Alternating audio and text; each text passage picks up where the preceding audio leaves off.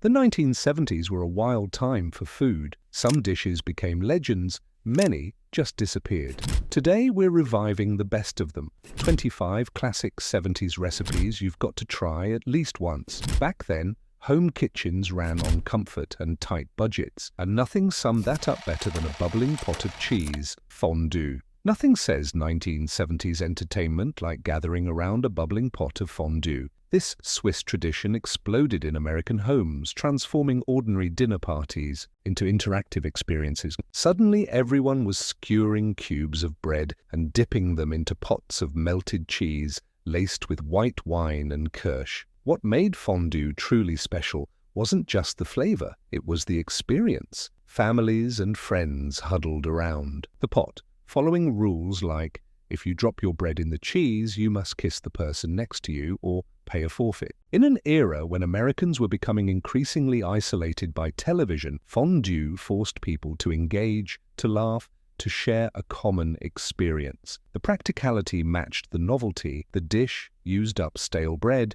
and made a small amount of cheese stretched to feed a crowd. Fondue sets became the must-have wedding gift, proudly displayed in homes across America. The cheese version came first, followed by oil fondue for cooking meat, and finally chocolate fondue for dessert. As kitchen trends evolved toward faster meals and less communal dining, fondue pots were relegated to attic storage or yard sales. But anyone who experienced the joy of a perfect stretchy cheese pulled from pot to plate knows the simple magic that's been lost in our rush cheese logs. Long before charcuterie boards dominated social media, the cheese log was the sophisticated centerpiece of any 1970s appetizer spread. This simple yet impressive creation, typically a mixture of cheddar cheese, cream cheese, and seasonings formed into a log and rolled in nuts or herbs, elevated crackers from simple snack to elegant entertainment. The genius of the cheese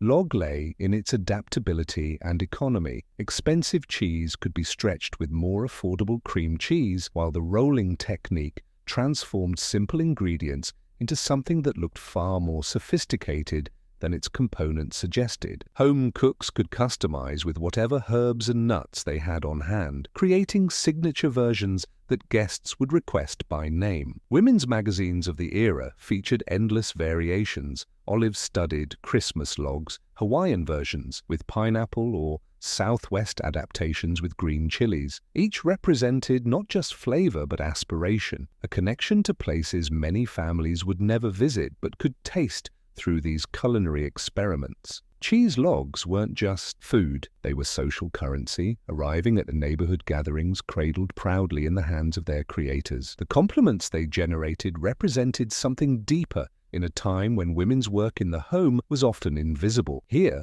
was tangible evidence of creativity and care, acknowledged and appreciated in real time. Swedish meatballs. They'd stuck. 1970s fascination with international cuisine brought Swedish meatballs from obscure ethnic food to dinner party staple. These small, tender meatballs, bathed in creamy gravy, represented accessible sophistication, exotic enough to feel special, but familiar enough not to threaten conservative palates. What made them perfect for the era was their adaptability to the new slow cooker technology that was revolutionizing American kitchens. A busy host could prepare the meatballs ahead of time, then keep them warm throughout an evening of entertainment without fear of drying out. The gravy, rich with sour cream, remained stable for hours, a practical consideration that matched their delicious flavor. For middle-class families experimenting with cocktail parties and buffet-style entertaining, Swedish meatballs solved multiple problems.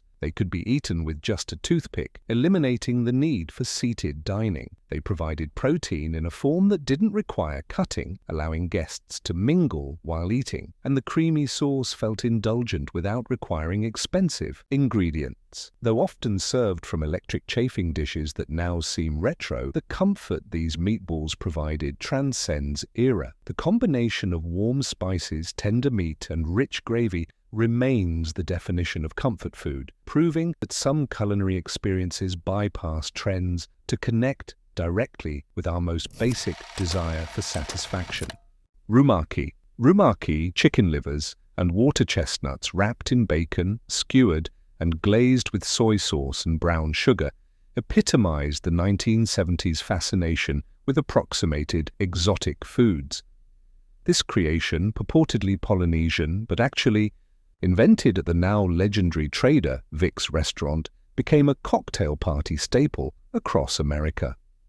What made Rumaki particularly suited to the era was its finger food format. As entertaining shifted from formal seated dinners to more casual cocktail gatherings, foods that could be eaten while standing and conversing gained importance. The skewer eliminated the need for utensils, while the bacon wrap made even unfamiliar chicken livers approachable to conservative palates. The sweet, salty, umami flavor combination delivered intensity that matched the era's increasingly bold taste preferences. After decades of relatively bland American cooking, dishes with pronounced flavors were gaining popularity, and Rumaki's glazed bacon exterior with the rich, mineral notes of liver inside provided complexity that felt sophisticated. The name itself played a crucial role in its appeal, offering hosts the opportunity to present something that sounded authentically Polynesian during a period of fascination with Pacific Rim cultures. Whether guests actually enjoyed the flavor or simply appreciated the cultural cachet it provided, Rumaki represents a moment when Americans were eagerly, if sometimes naively, embracing global influences. Eggs Benedict with Hollandaise. Eggs Benedict wasn't invented in the 1970s. It was during this decade that it transcended its restaurant origins to become a staple of home brunches. This creation, English muffins topped with Canadian bacon, poached eggs, and Hollandaise sauce, represented the growing sophistication of American home cooking. The popularization of Eggs Benedict in home kitchens came directly from Julia Child and other cooking educators who demystified Hollandaise sauce, teaching that this emulsion of butter, egg yolks, and lemon juice was achievable without professional training. Mastering this mother sauce became a rite of passage for serious home cooks looking to elevate their skills. What made Eggs Benedict particularly appealing was its perfect alignment with the changing American meal structure. As formal dinners declined in frequency and brunch emerged as a social occasion, dishes that felt special enough for entertaining while still being breakfast appropriate gained importance. Eggs Benedict, with its rich sauce and elegant presentation, transformed ordinary ingredients into something celebration-worthy. The dish also benefited from equipment improvements. Better home stoves with more precise temperature control made Hollandaise less risky, while specialized egg poaching equipment appeared in kitchens across America. These technical advances made what was once chef territory accessible to ambitious home cooks. Sweet and sour meatballs. Sweet and sour meatballs represented America's growing interest in international cuisines adapted to match existing preferences and available ingredients. This creation, typically beef meatballs in a sauce combining pineapple juice, vinegar, brown sugar, and ketchup, bore little resemblance to authentic Chinese cuisine but provided an accessible entry point to new flavor profiles. The brilliance of this dish for 1970s entertaining was its compatibility with the era's defining appliance, the slow cooker. Meatballs could be prepared in advance, combined with the sauce, and kept warm throughout an evening of entertaining without drying out or losing flavor. This convenience was crucial as more women entered the workforce while still bearing primary responsibility for household entertaining. The sweet, sour, savory balance appealed to American palates accustomed to clear flavor distinctions, offering novelty without requiring radical adjustment. The familiarity of meatballs made the dish approachable, while the distinctive sauce provided enough exoticism to feel special. This combination of comfort and adventure characterized much of America's early exploration of global cuisines. Most importantly, these meatballs represented democratized entertaining. They required no specialized equipment or techniques, could be scaled up easily for larger gatherings, and used ingredients available in any supermarket. As Americans moved away from formal dining toward more inclusive gathering styles, dishes like this, that balanced, special occasion feel with practical preparation, gained importance. Tunnel of fudge cake. The tunnel of fudge cake holds a special place in American baking history as the recipe that made bundt pans a kitchen essential. This dense chocolate cake with a gooey fudge center that formed mysteriously during baking won the Pillsbury Bake Off in 1966 and reached peak popularity in the 1970s when it seemed to appear at every potluck and family gathering. What made this cake revolutionary wasn't just its flavor, but its self-sourcing magic.